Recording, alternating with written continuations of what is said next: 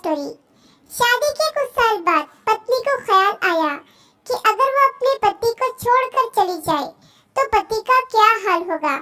इस ख्याल से उसने कागज पर लिखा, अब मैं तुम्हारे साथ और नहीं रह सकती, अब मैं तुमसे बोर हो गई हूँ, मैं घर छोड़कर जा रही हूँ हमेशा के लिए।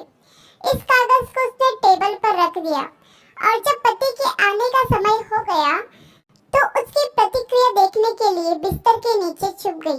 पति आया और उसने टेबल पर रखी हुई चिट्ठी पढ़ ली। कुछ समय खामोश रहने के बाद उसने उस कागज पर कुछ लिख दिया और खुशी से झूमने लगा, गीत गाने लगा, नाचने लगा और कपड़े बदलकर नए कपड़े पहन लिए। फिर उसने अपने फोन से किसी को फोन लगाया और कहा, आज से मैं आजाद हो गया हूँ।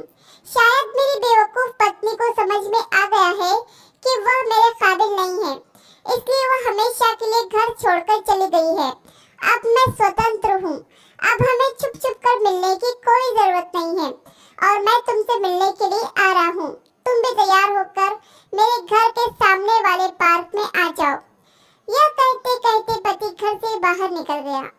पत्नी भी बिस्तर के नीचे से बाहर निकल आई। उसकी आंखें आंसुओं से भरी हुई थी और वह कांप रही थी। उसे इस बात पर बिल्कुल भी विश्वास नहीं हो रहा था कि उसका पति उसे ऐसे धोखा देगा, उसके साथ विश्वासघात करेगा। कांपते हुए हाथों से उसने अपनी लिखी हुई चिट्ठी उठाई जिसमें पति ने भी कुछ लिखा था और यह पढ़ने के बाद उसके चेहरे का भाव पूरी तरह से बदल गया। अब उसकी आंखों में खुशी के आंसू थे।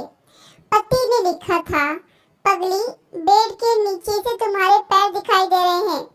पार्क के सामने वाली दुकान से ब्रेड लेकर आ रहा हूँ, तब तक तुम चाय बना लेना। मेरी प्यारी, मेरी जिंदगी में खुशियाँ तुम्हारे आने से हैं, आधी तुम्हें सताने से है और आधी तुम्हें मनाने से है। तुम मेरी जिंदगी हो और मैं तुमसे बहुत प्यार करता हूँ और अगर सचमुच तुम मुझसे बिछड़ गई तो मैं जीते जी मर जाऊंगा। आई लव यू मेरी प्यारी पत्नी। यह पढ़कर पत्नी खुशी से उछल पड़ी और उसने पति के लिए चाय के साथ साथ पकोड़े भी बनाए। पति पत्नी का रिश्ता जितना नाजुक होता है उतना प्यारा भी होता है। कृपया अपने प्यारे रिश्ते को संभाल कर रखें। आशा करती हूँ कि छोटी सी कहानी आपको पसंद आई होगी।